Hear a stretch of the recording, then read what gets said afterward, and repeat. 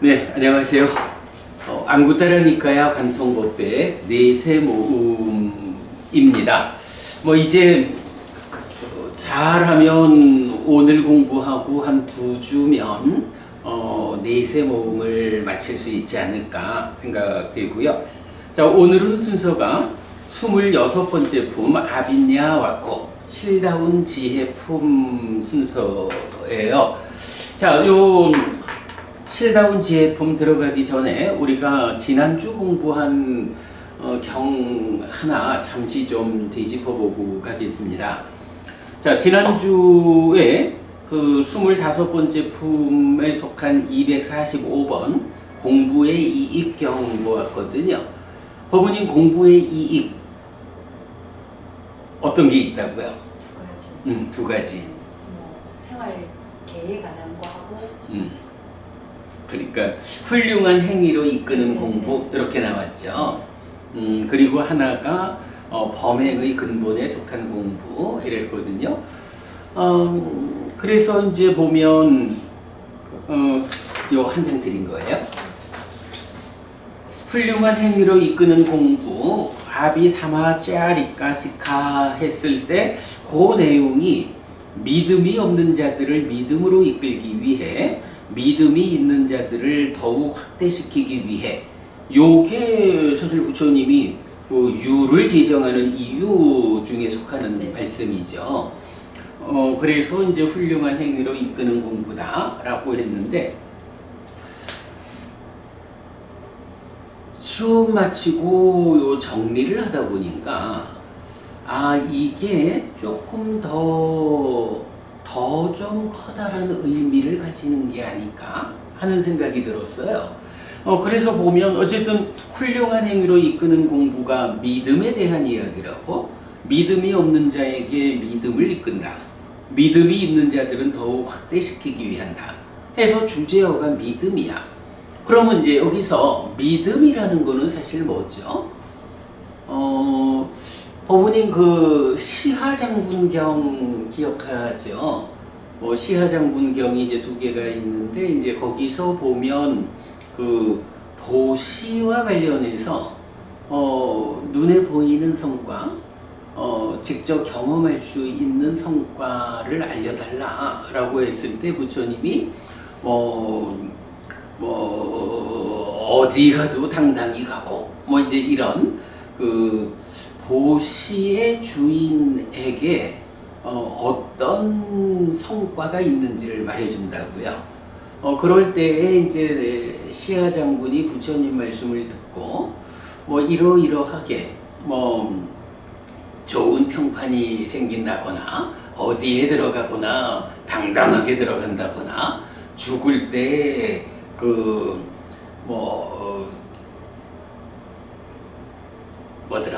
죽을 때 하여간 깨어있지 못한 상태로 죽는다거나 이제 매하게 이런 표현을 이제 우리가 바꿨는데 이제 그런 이런 내용들은 제가 보시의 주인으로서 많은 사람들이 나를 좋아하고 평판이 좋고 이런 내용은 직접 보아 알 수가 있습니다. 그런데 마지막으로 부처님 말씀하시는 죽어서 하늘에 태어난다라고 하는 이거는 제가 확인할 방법이 없습니다. 그래서 이 말씀에 대해서는 부처님에 대한 믿음으로서 받아들입니다. 이제 이렇게 말하는 경이잖아요.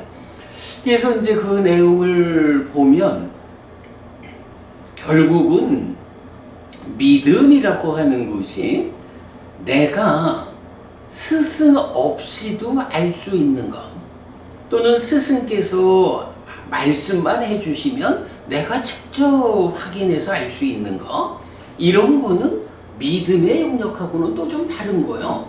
부처님이 이끌어 주는 거지만 내가 내 삶에서 확인하는 거야. 근데 죽어서 하늘에 태어난다, 이거는 아무리 부처님이 말씀을 해주셔도 내가 죽어서 확인해 볼 수 없는 일이거든. 그러니까 확인이 되지 않는 거다 보니까 그러면 죽어서 하늘에 태어난다, 또 태어나는 것이냐, 아니면 죽음은 끝이냐, 뭐 이런 두 가지 가운데 어떤 길을 선택할 것이냐라고 할 때 스승에 대한 그 공감과 동의와 신뢰로서 이어지는 믿음 해서 스승이 알려주는 그것을 사실로서 받아들이는, 이제 요게 믿음인 거잖아요. 그래서 이제 우리가 보면 스승의 영역에 속한 거 이런 얘기를 하잖아. 스승의 영역에 속한 거 대표적으로 뭐가 있을까? 저 세상은 있다. 그거보다도 더 근본적으로 그러니까 지금 우리가 말하는 이런 관점에서 스승의 영역에 속한 것에 근본적인 것이 하나 있어. 사실은 법부님도 이제 우리 지난번에 그런 이야기 했지만 그래 따지다 보면 뭔가 있지. 사실 요걸 모르는 거야. 아트만이라고 하는 어떤 그 불변의 실체성, 이런 참된 존재성을 가지는 것이 있는지 아니면 그게 없어서 무아인 건지, 이거를 우리가 수행의 완성에 의해서 직접 확인하지 않는 한 모른단 말이야. 그런데도 우리가 무아입니다, 그런 참된 존재성을 가지는 건 세상에 그런 건 없습니다 라고 받아들이는 게 뭐냐 하면 사실은 이게 믿음의 출발인 거야. 그리고 이렇게 존재성의 관점에서 아트만이 아니고 무아여, 요렇게 스승의 가르침에 대한 공감과 동의와 신뢰로서 받아들이는 거거든. 법부님이 사실 우리 무아 직접 확인 못해, 그지? 그거 확인하려면 얼마나 높은 수행의 경지를 우리가 가야 돼. 그러나 거기 갈 때까지는 믿음으로서 받아들여서 그런 줄 알고 가는 거라고. 이렇게 아와 무아라고 하는 점에서 무아라는 존재성에 대한 수용이야. 이게 믿음의 사실은 출발인 거야. 그런가 하면 이제 그게 이제 그런 존재성 위에서 현상적인 면으로 또 우리가 직접 보아 확인할 수 없지만 스승에 의해서 받아들여서 가지는 게 원초적 발현견인 거야. 저 세상은 있다. 죽은 다음에 또 태어나는지 뭐 우쭈 확인할 거예요. 있는 것도 확인되지 않지만 없는 것도 확인되지 않는다고. 이런 양갈래 길 가운데에서 스승에 대한 믿음으로써 받아들이는 게 저 세상은 있다. 시아장군이 죽은 뒤에 하늘에 태어난다 라고 하는 이 말씀은 저 세상이 있다라는 거기서부터 출발하는 거니까 그걸 믿음으로 받아들일 수밖에 없는 거야. 뭐 이렇게 믿음이라고 하는 것은 결국 스승의 영역에 속한 것. 그러면 어떤 스승이 이끄는 길로 내가 들어설 거냐, 이게 된다고. 그런 말이에요. 이렇게 훌륭한 행위로 이끄는 공부 해서 이거를 믿음이라는 관점으로, 그래서 스승의 영역에 속한 것, 이렇게 말한다. 우리 또 중요한 교리 중에 요런 내용을 좀 포함해서 말할 수 있는 교리가 하나 있지 않나? 여기 이건 것 같은데요? 자주법주? 그래. 우리가 자주법주를 말할 때, 뭐 자주는 뭐 내가 가는 거잖아. 법주, 가르침에 의지해서 가는 거예요, 이렇게 말하잖아. 그럴 때 이 법주라는 것의 의미를 이 경에서 그걸 말해주는 게 아닌가. 그치? 아가 맞아, 무아가 맞아, 이럴 때 아를 의지해서 가는 사람은 뭐 대표적으로 힌두교 신자인 거요. 무아를 의지해서 가는 사람이 불교 신자인 거요. 저 세상이 있다라고 받아들여서 화생하는 중생이 있기 때문에 하늘에 태어날 수 있고, 그러기 위해서 업에 따르는 과와 보의 법칙성으로 선업을 짓는 이런 길을 가는 거, 이게 스승에 대한 믿음으로부터 가는 건데, 그게 뭐냐 하니 법의 길을, 그러니까 법으로서 이끌리는 길인 거야. 여기에서 우리가 이런 말을 좀 해볼 수 있어요. 그 맞지마니까야 95번 짱기경에 보면 법부님 기억할 거야. 그 장님들의 행렬이 있잖아. 맨 앞에 선 사람도 장님이고, 그 장님의 꼬아 묶은 머리카락을 붙잡고 가는데, 맨 앞에 있는 사람도 장님이고 머리카락 붙잡고 연결해서 가는 사람도 다 장님이야. 장님들의 행렬이야. 이 행렬이 어디로 나아가는지는 모르는 거지 뭐. 장님들의 행렬이 나를 어디로 이끌고 갈지 모른다고. 그럴 때에 법주라고 하는 이 말은 결국 법을 의지처로 한다. 법이라고 하는 무아여 이런 법, 원초적 바른 견해라고 하는 이런 법에 의해서 눈 뜨고 그 길로 가는 거야, 이게. 그래서 말하자면 눈뜬 자들의 행렬, 훌륭한 행위로 이끄는 공부다. 믿음을 일으키는 것이다. 믿음, 스승의 영역에 속한 것이다. 스승께서 이끌어주는 눈뜬 자들의 행렬이 있다. 내가 장님들의 행렬에 속해서 어디로 가는지 모르게 끌려가지 않고 눈뜬 자들의 행렬, 거기에 들어서 그 눈뜬 자들의 행렬이 이끌리는 대로 어쨌든 그 안에 가 있으면 따라가는 거지 뭐. 요런 의미를 법주, 이렇게 볼 수 있겠다. 뭐 그렇게 해석해도 무리는 없을 것 같아요. 그지? 네. 타당해 보여. 자, 그런가 하면 이제 두 번째가 범행의 근본에 속한 공부 이래서 온전히 바른 괴로움의 부서짐을 위한 거 해서 고멸 실천이잖아. 그러면 요거는 그대로 자주야. 눈뜬자들이 행렬 안에 들어가 있어. 그러나 그 안에서도 그 행렬 안에만 들어가 있으면은, 행렬 안에 들어가 있기만 하면 무조건 가는 것일까? 결국은 거기서 그 행렬 안에서 내가 걸어가야지 뭐. 눈뜬자들이 행렬 안에서 내가 걸어가야 하는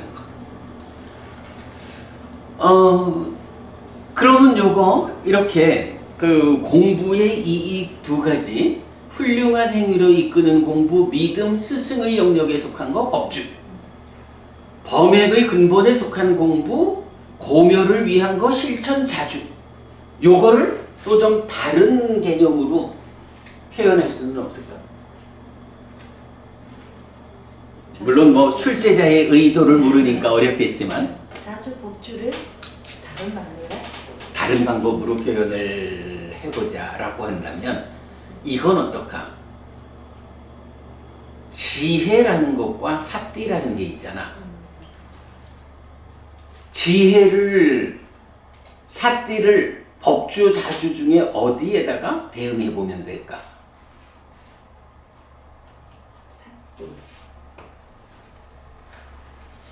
자, 이제 빛을 사띠는 그러니까 사띠는 눈 뜨는 거잖아. 저는 자주에 속할 것 같아요. 사띠가 자주. 그러면 지혜가 법주. 네. 왜 그렇게 봐야 할까? 지혜가 빛인데 이거는 스승의 가르침이라고 생각합니다. 그래. 네. 빛을 비춘다라는 게 어떤 빛이냐 하면 바로 그 아여 무아여, 저 세상이 있어 없어 이래 할 때 무상고 무아의 빛을 비추는 게 지혜잖아. 그리고 사실은 지혜라는 것이 그대로 견해잖아. 바른 견해. 이게 다 지혜라고. 그래서 지혜라고 하는 요거 빛경에서 말하는 빛을 비추는 거예요. 빛이요. 말하자면 자등명, 법등명 이래 말할 때에 그 법의 빛을 비추는 이런 개념. 그러니까 법주 이렇게 이제 볼 수가 있죠. 그리고 삿띠라는 거는 눈 뜨는 거잖아. 일단은 눈을 뜨는데 어떤 빛을 비춰주느냐에 따라서 보는 게 다르잖아.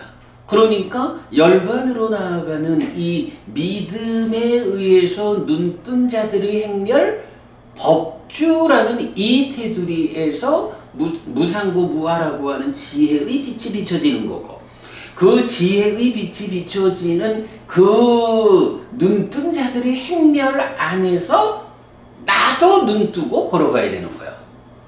그죠? 행렬 안에서도 눈 감고 있을 수도 있는 거야.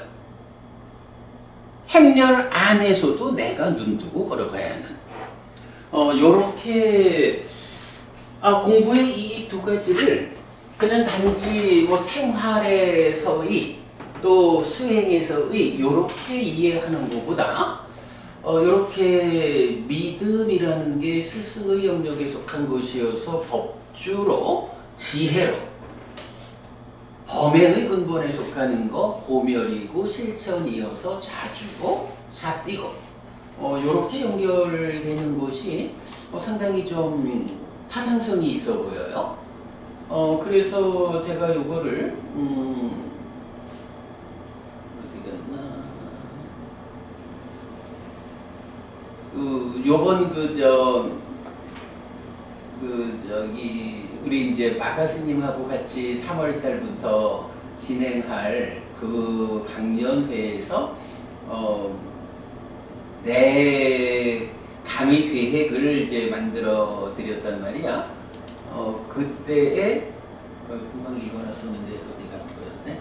그 내용에서 3주, 4주 두 번을 하잖아요. 그래서 3주차에서는 이렇게 그 3주차에서는 그 깨어있음 일지혜 이래가지고 눈뜬 자들의 행렬 이렇게 잡아서 이제 요런